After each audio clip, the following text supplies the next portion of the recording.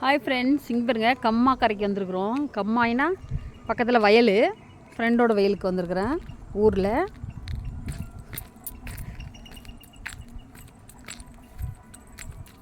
நெல் போட்டிருக்காங்க.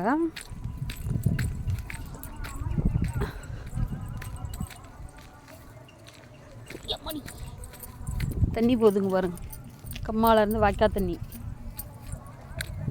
கதிரெல்லாம் விட்டுருக்குது வேறு அங்கங்கே.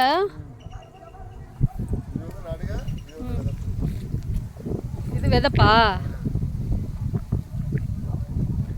இதுனா பிடிங்கி பிடிங்கி நட்டுருப்பாங்க, தெரியுதா? அதான் கரெக்டா அந்த அளவு பார்த்து. அளவு பார்த்துல சும்மா குத்து மதிப்பா. ஆனால் தனித்தனியாக அது இருக்கும்.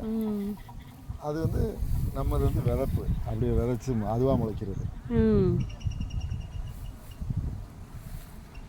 அதுலேயும் தூவுறது தானே காலையில் போட்டில உனக்கு.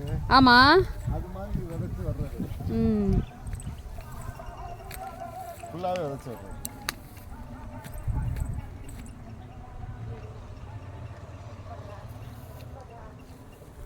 கண்ணுக்கு தெரிஞ்ச இடம் வரைக்கும் அப்படியே பசேர்னு தான் இருக்குது.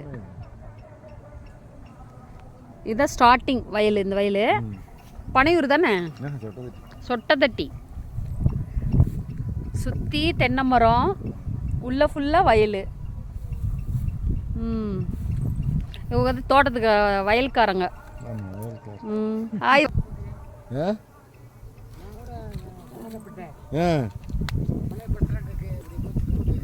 சூப்பராக இருக்குண்ணே.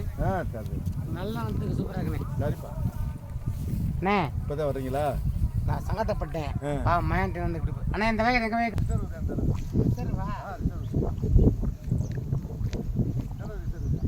10 வருஷத்துக்கானே. சூப்பராக இருக்குண்ணே. நான் ரொம்ப கவலைப்பட்டேங்கண்ணே. நல்லா வந்து நல்லா வளர்ச்சி போல போகணுண்ணே. சரி தம்பி.